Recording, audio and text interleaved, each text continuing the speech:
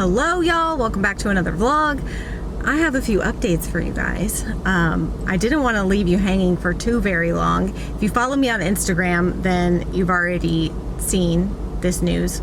But I wanted to update you guys. The boys, as many of you guessed that they would, they did pass their belt test. So they are, whoa, what is that bug? So they are now officially yellow belts in Taekwondo.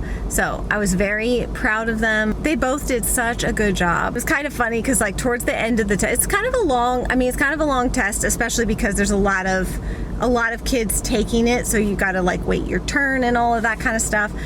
But I was kind of like watching the attention span just dwindle and thinking, oh boy, don't fail this test because your attention span can't handle the length of the test, you know? So anyways, they both did great though, and their belts are on order, so they'll get those soon. But they're very proud of themselves. We were very proud of them. They worked hard, and they both seem to really enjoy Taekwondo. And so yeah, I'm glad that they have been doing that and finding success in it. So Eliza, I always want to say Ruthie, I don't know why. Eliza the pig is doing much better. It was kind of touch and go there, I'm not gonna lie. The vet had told us that once she gave her that shot, within 24 hours she should start perking up and acting more like herself and be up and moving. And 24 hours later, she was not. She was still down, she still had a fever, she was not up and moving around. And I'll be honest, I was pretty concerned that perhaps it was not pneumonia and it was something else, and I had no idea how we were going to deal with that. So anyways though, within 24 hours of that, she was starting to feel better because Shelby continued to give her fluids through a syringe, and we continued to give her the pumpkin puree and her Banamine medicine and all of that. And she did, after like another day, start to feel better. So whew, she's up and moving around and kind of back with the crew. Lottie's still in quarantine getting her antibiotics. It's not spread the coccidius or whatever to other animals, so she's in quarantine still, which, you know, if you know Lottie, she's not happy about.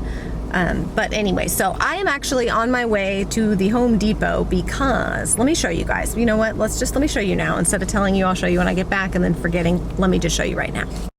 So I have been working on this upper garden area up here, and we had some dirt delivered as well as some mulch. I'm sure you can see the big pile of mulch up there. Well, basically the people who delivered the dirt said that according to their company's rules, they had to stay on the driveway. They couldn't go off the driveway. So they could only back up to right here and pour it right here. Well, I'm not sure if the camera shows that this is a fairly steep, hillish climb. Luckily, the folks who delivered the mulch did not have that rule, and she was so kind as to back her little truck all the way up here and dump it here for us. So that's fantastic. However, I yesterday was using this cart and then this one and walking down the hill, filling it up with dirt with my shovel, and then hoofing it all the way back up here to spread it. And I mean, it took me hours to do 2 rows. So there's mulch, dirt, blah, blah, blah. It took me hours to do these 2 rows. So as you might imagine, that is not efficient, and I do not have time for that. So here's my plan, okay? This is where Angie really shines. And of course, by Angie really shines, what I mean is this is where I try to think outside the box, and I come up with some harebrained scheme that probably won't work, but if I at least have to try it. I have to get that dirt moved up the hill. So I have a couple options. One, I can get the tractor and attempt to pick it up with the tractor and get another tarp, lay out the tarp, and just try to move it like that up here. Now you might be asking yourself, why don't I just use the tractor to move it up onto the actual garden area? Well, because if I drive that tractor, it's going to rip up all of the weed paper that's down. So that's not really, I don't think, a viable option. I rode over it with the ATV yesterday, and it started pulling it up. So in my mind, what I need to do is get another tarp, because either way, even if I put a tarp down and just haul it up by the dump load, I still have to get another tarp. So I need to go get another tarp, but I'm thinking that I'm gonna get another tarp, and they have the metal rings around the edges, and I'm gonna use like zip ties. Cover the dirt pile, use the zip ties to tie the two tarps together, then figure out, which is yet to be determined, how to attach that to the tractor, and then use the tractor to just pull that pile of dirt up here to the top of the hill right next to the mulch so that I can just move it from there. You know, maybe it won't work. CR laughed at me when I said that, but I was like, dude, I just have to figure out how to get up the hill. He doesn't understand how much work it was to go up and down the hill with that. I mean, it was a lot. It was a lot. So that's what we're doing right now. Goodness gracious. That's what we're doing right now. There are some lovely fellows here in my cabin installing, finally installing my air conditioning mini split unit so that we will have air conditioning in the cabin, which will be really nice because it gets hot in there sometimes. We're doing school. The other thing, we went yesterday, I'll show you these trees. We bought some privacy trees. Home Depot had a great price on these, so I bought 10 of them and brought my big strapping husband with me to load them because they are heavy. So these are the privacy trees I'm talking about. These are the emerald green arborvitae trees. They were $55 and they're this tall. That's, I mean, a pretty dang good price. So compared to what I've spent on other privacy trees that have not grown as well as I'd hoped. So I've got to figure out, there's some more leaned against the fence over there. So I got to figure out where they're going to go. And then I've got to get the auger onto the tractor so I can come dig the holes for these. I really want to get this done soon so that when we get to our final or our last frost date or whatever for the year, I can be ready for planting. I'm excited because I'm thinking I'm going to do a bunch of wildflowers through here. So I need to get this cleaned up and ready. So there's so much work. This is one of those things where I look at all the work out here to do to be able to get it to the point where we have an actual like orchard over here and a garden over here, and then we need a pathway, some fencing, and just, it's a lot. I have a vision for what it can be, but it will take me a long time to achieve. It is not something that's going to happen overnight by any stretch of the imagination. I've got some packages in the package drop that I'm going to get, but I will say that I want to add that that is one of the things that I have been forced to learn. You know, some lessons you learn and some you get forced to learn. That's one of the things I have been forced to learn and am really seeing the value in is when we first moved here, I wanted everything to be done right away. Like that day, I wanted it all to be done. And I'm starting to finally see the value in things just taking their time and like being okay with certain areas being kind of a mess right now while we are in the midst of turning them into what we want them to be, especially because, you know, for most things, 90% of the things that we do ourselves, and we don't know what we're doing. We have no idea what we're doing. So half the time we're figuring things out as we go, and that's okay, you know? I love doing things that way. It saves us a lot of money. I love learning new things. CR loves learning new things. So doing things this way allows us to do that, but it also means that you have to be able to exhibit some patience for the process, and patience not one of my virtues. Okay, let me get packages from the drop.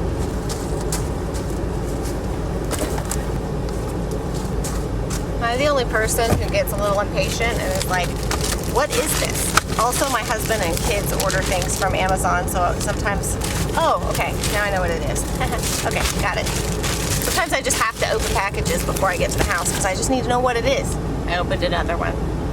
This is not at all what I thought that it was. Thought I was ordering full-size spiral bound notebooks that are bound at the top. This is but for tiny ones. So, well, you win some, you lose some, I suppose. All right, let us go to the Home Depot. Okay, I am back. What's that noise? I am trying to beat the rain. I will update you guys on all the things, but I need to start attempting this because the rain is on its way. CR just left with the kids to go pick up Rosie's glasses, take the girls to Barnes & Noble, and do a couple things. So I'm trying to get this stuff covered and moved before the rain comes. I'll explain more. The air conditioning's done. I want to show that to you guys, but let me just attempt this probably stupid and futile project. Okay, quick pause though. Look at my flowers. There's always time for me to show you flowers, right? Ooh, look at those, look at those. That poor little hyacinth. Yeah, came up and then we had a bad rain, so purdy.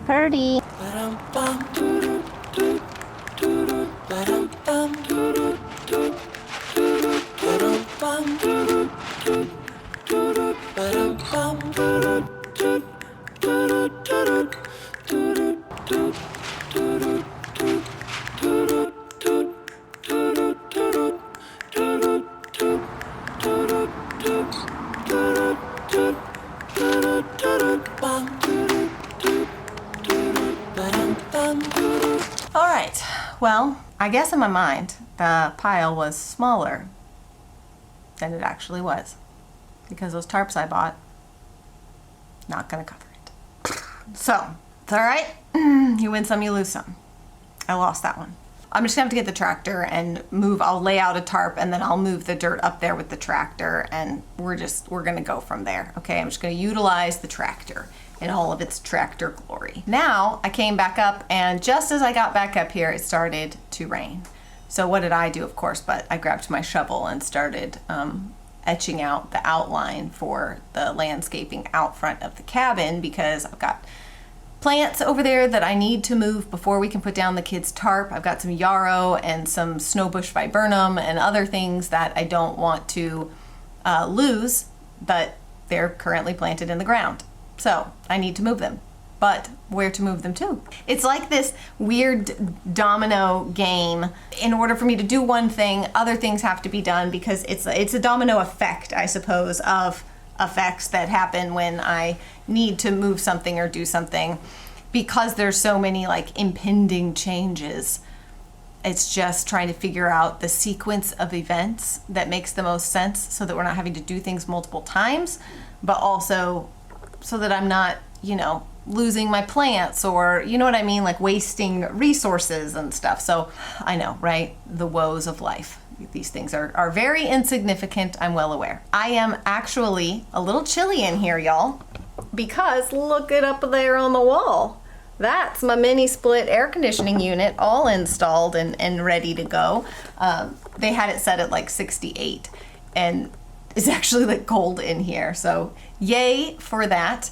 I have a feeling this thing is gonna work very well. And the best part is what I was really worried about, was how loud it was gonna be, because I used to have a portable air conditioning unit in here that I used last summer with the like tube that you stick out the window and it blows hot air out the window, and it was a disaster, but it was also very loud, which meant that I could turn it on, and then if I needed to film or get on a phone call or something like that, like a Zoom call or something, then I would have to turn it off, completely off, and it would just take a matter of minutes before the temperature would just rise fast in here. So I'm very glad that it's so quiet.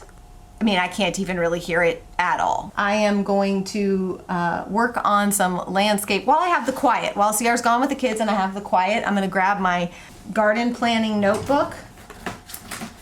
Well, I was gonna grab it, I gotta find it. So I'm gonna grab that and work on my sketches for the landscaping out here and the upper garden, so I can kind of figure that out while I'm stuck inside in the rain and no one's here. I'm gonna try to be productive with my time. So that's what I'm gonna do right now.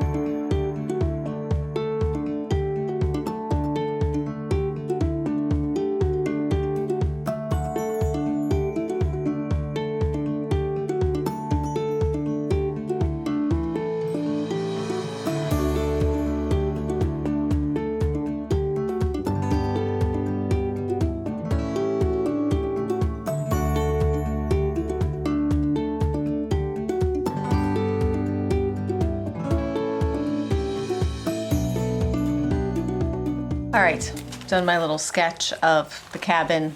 Obviously, I'm no artiste, but it works for me.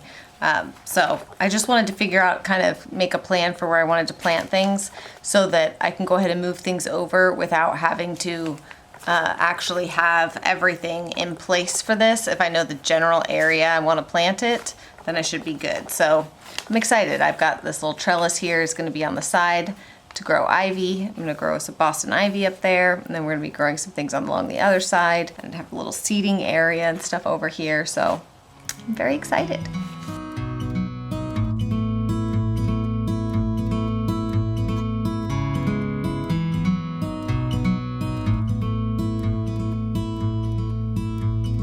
Wind me up and watch me choke. He could build me with